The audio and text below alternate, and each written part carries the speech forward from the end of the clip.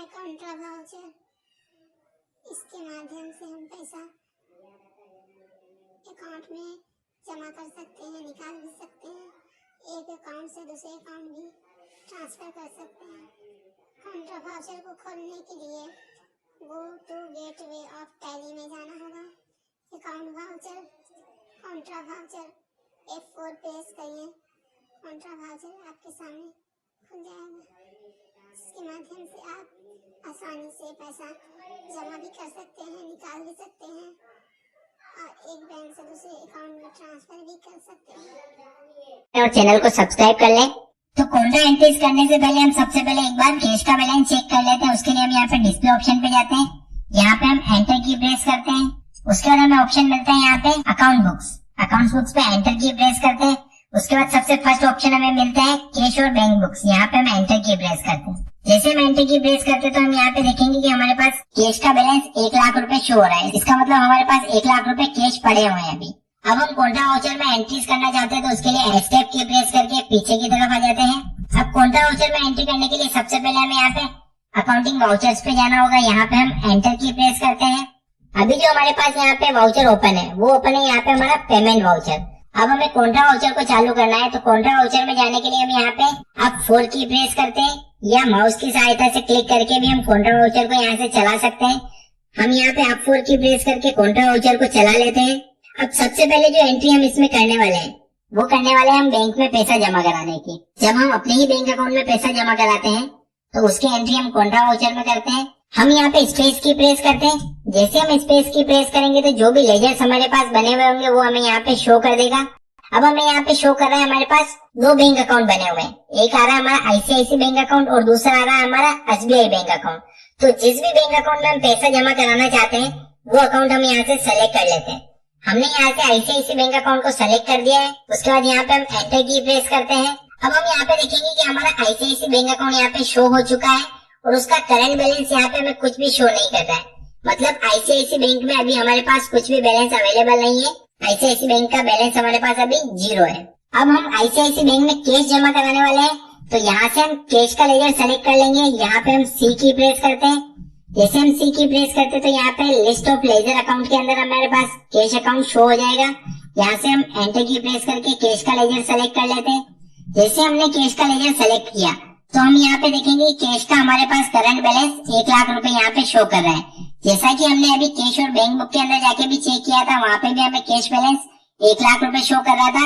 वही बैलेंस हमें यहाँ पे शो कर रहा है कैश 1 लाख रुपए DR का मतलब डेबिट। 1 लाख रुपए भी हमारे पास अवेलेबल है। अब हम जितना भी पैसा ICICI बैंक अकाउंट में जमा कराना चाहते हैं वो अमाउंट हम यहाँ पे डाल देंगे।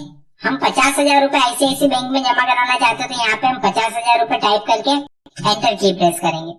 जैसे हम एंटर की प्रेस करते तो हम यहाँ पे देखेंगे हमारा जो कैश का बैलेंस 1 लाख रुपए था वो यहाँ पे 50,000 रुपए हो चुका है। और यहाँ पे जो हमारा ICICI बैंक का बैलेंस था वो हमारा यहाँ पे बिल्कुल 0 था, वो यहाँ पे 50,000 रुपए हो चुका है। इसका मतलब हमारे पास जो 1 लाख रुपए कैश था उसमें से 50,000 रुपए हमने ICICI बैंक अकाउंट में जमा करा दिया है। तो वो 50,000 रुपए हमें ICICI बैंक अकाउंट में यहाँ पे शो कर रहा है और कैश का बैलेंस हमें यहाँ पे 50,000 रुपए शो कर रहा है। अब हम एंटर करके इस एंट्री को सेव कर लेते हैं। यहाँ पे हमने कितने नोट जमा कराए वो सारी डिटेल हम यहाँ पे डाल सकते हैं। अभी हम एंटर की प्रेस करके इस वाउचर को सेव कर लेते हैं। अब अभी जो हमने एंट्री की थी वो हमने की थी बैंक में पैसा जमा कराने की। अगली एंट्री हम करने वाले बैंक से पैसा निकालने की। तो जब भी हम बैंक से पैसा निकालते हैं तो यहाँ पे ऊपर की तरफ हमारा कैश अकाउंट हमें सेलेक्ट करना होगा। तो यहाँ पे हम C की प्रेस करके कैश का लेजर सेलेक्ट कर लेते हैं। कैश का जो भी हमारे पास बैलेंस अवेलेबल है वो हमें यहाँ पे बता रहा है 50,000 रुपए कैश अवेलेबल है हमारे पास। उसके बाद यहाँ पे हमें सेलेक्ट करना है कि कौन से बैंक अकाउंट से हम पैसा निकाल रहे हैं। तो यहाँ पे हम स्पेस की प्रेस करते हैं। अभी हमारे पास जो पैसा अवेलेबल है वो है हमारा ICICI बैंक में। तो यहाँ से हम ICICI बैंक अकाउंट को सेलेक्ट कर लेते हैं। यहाँ पे हम एंटर की प्रेस करते हैं। जैसे हम ICICI का लेजर सेलेक्ट करते हैं तो ICICI बैंक अकाउंट का जो करंट बैलेंस है वो हमें यहाँ पे शो कर रहा है 50,000 रुपए। अब हम ICICI बैंक से 10,000 रुपए निकालने वाले तो यहाँ पे हम अमाउंट टाइप कर देंगे 10,000 रुपए। उसके बाद हम यहाँ पे एंटर की प्रेस करते हैं। उसके बाद यहाँ पे हम चेक की डिटेल डालना चाहते हैं तो वो डिटेल्स हम यहाँ पे डाल सकते हैं। जिस भी चेक से हमने पैसा विड्रॉल किया है, जिस भी चेक से हमने पैसा निकलाया है वो डिटेल हम यहाँ पे डाल सकते हैं। एंटर करके हम आगे की तरफ आ जाते हैं। जैसे हम एंटर करके आगे की तरफ आते हैं तो हम यहाँ पे देखेंगे कि अब हमारा जो कैश का बैलेंस है वो हमारा यहाँ पे 60,000 रुपए हो चुका है। पहले जो कैश बैलेंस था हमारे पास 50,000 रुपए था, वो अब यहाँ पे 60,000 रुपए हो चुका है, क्योंकि 10,000 रुपए हमने बैंक से निकाले हैं। तो 10,000 रुपए कैश हमारे पास बढ़ चुका है। और नीचे की तरफ हम देखेंगे कि हमारे जो आईसीआईसी बैंक अकाउंट है, उसमें जो 50,000 रुपए बैलेंस था वो 40,000 रुपए ही रह गया है, क्योंकि 10,000 रुपए हमने कैश निकाल लिया है। तो आईसीआईसी बैंक से जो 10,000 रुपए माइनस हुए हैं, वो हमारे यहाँ पे कैश अकाउंट के अंदर एड हो चुके हैं। अब एंटर करके हम इस एंट्री को सेव कर लेते हैं। तो ये एंट्री हमने कर ली बैंक से पैसा निकालने की। अगली वो लास्ट एंट्री हम करने वाले हैं एक बैंक अकाउंट से दूसरे बैंक अकाउंट में पैसा ट्रांसफर करने की। तो अगर अभी तक आपको वीडियो अच्छा लगा हो तो वीडियो को लाइक जरूर करें, ताकि इसी तरह की वीडियोस हम आपके लिए लेके आते रहें। अब हमें एंट्री करनी है एक बैंक अकाउंट से दूसरे बैंक अकाउंट में पैसा ट्रांसफर करने की। तो जिस भी बैंक अकाउंट में पैसा ट्रांसफर करना चाहते हैं, वो बैंक अकाउंट हम यहाँ पे सेलेक्ट कर लेंगे, स्पेस की प्रेस करते हैं। तो यहाँ से हम एसबीआई बैंक अकाउंट को सेलेक्ट कर लेते हैं, यहाँ पे हम एंटर की प्रेस करते हैं।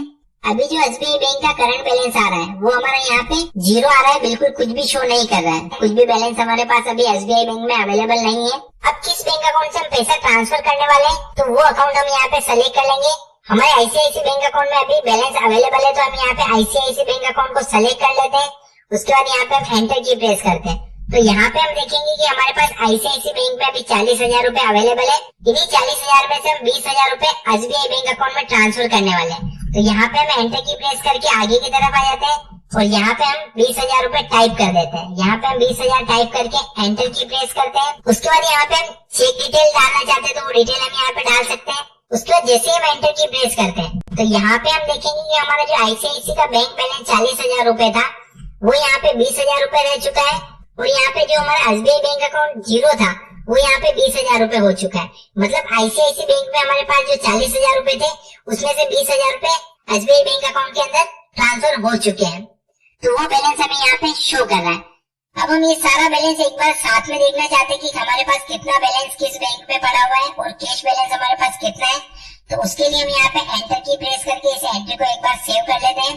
उसके बाद हम एस्केप की प्रेस करके पीछे की तरफ आ जाते हैं। अब हम यहाँ पे डिस्प्ले ऑप्शन पे जाके एंटर की प्रेस करते हैं। उसके बाद हम यहाँ पे अकाउंट बुक्स पे आके एंटर की प्रेस करते हैं।